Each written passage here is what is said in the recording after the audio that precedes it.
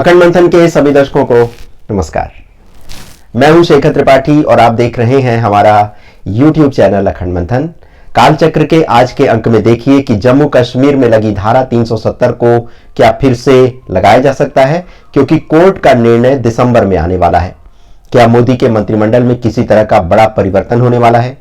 क्या 3 दिसंबर को आने वाले राज्यों के चुनाव परिणाम से देश को जनता कोई नया संदेश देने जा रही है? क्या दिल्ली एवं एनसीआर में भूकंप का कोई बड़ा झटका लगने वाला है? इजराइल हमास युद्ध में क्या कोई बड़ा निर्णायक मोड़ आने वाला है?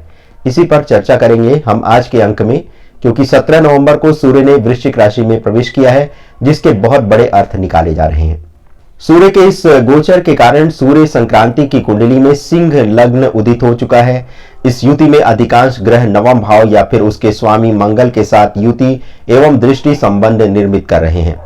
मेदिनी ज्योतिष में नवम भाव को विशेष रूप से सर्वोच्च न्यायालय, कानूनी प्रक्रियाओं, विदेश व्यापार और धर्म संबंधी शुभ अशुभ घटनाओं के विषय के रूप में देखा जाता है।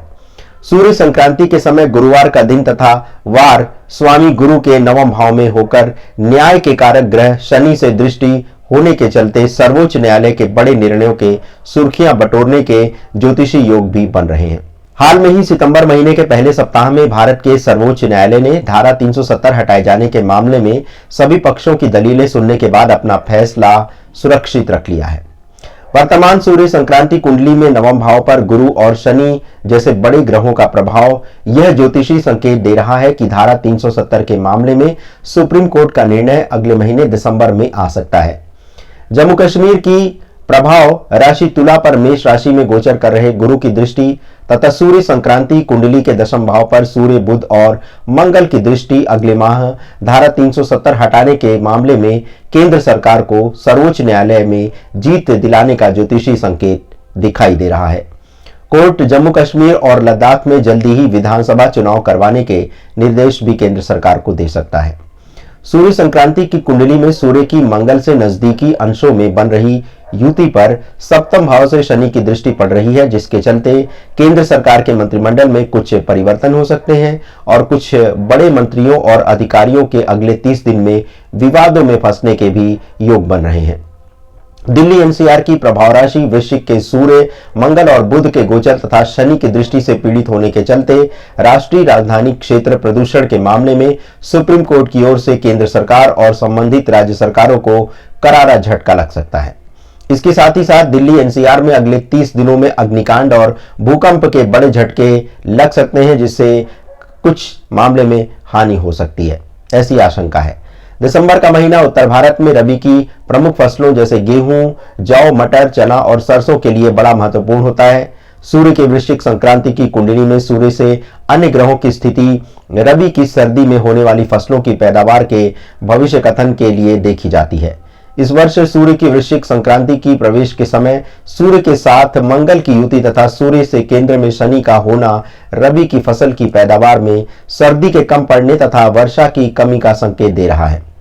किंतु सूर्य से दूसरे भाव में चंद्रमा का स्थित होकर गुरु से दृष्ट संबंध बनाना तथा सूर्य से एकादश भाव में शुक्र का स्थित होना तमाम मुश्किलों के बावजूद किसानों को कुछ संतोषजनक फल मिलने का योग दिख रहा है।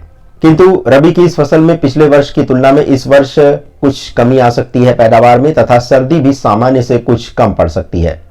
ऊनी वस्त्रों के निर्माताओं के लिए भी यह सर्दी का सीजन कुछ निराशाजनक हो सकता है। सूर्य की वृश्चिक संक्रांति के समय सभी बड़े पापी ग्रहों का अमेरिका की सिंह राशि से केंद्र में होना बेहद अशुभ स्थिति का निर्माण कर रहा है।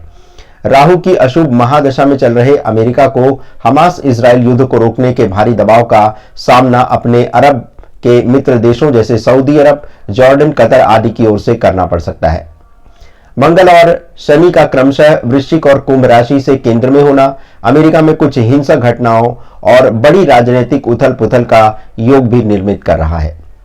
मेष लग्न की पाकिस्तान की यह कुंडली में यह अशुभ ग्रह स्थिति चुनाव पूर्व कुछ हिंसक घटनाओं और राजनीतिक हिंसा का योग भी बनाती दिखाई दे रही है। तो प्रिय दर्शकों, आज के कालचक्र के एपिसोड में बस इतना ही। मिलते हैं कल एक नए अंक के साथ। तब तक के लिए हमें अनुमति दीजिए। धन्यवाद। नमस्कार।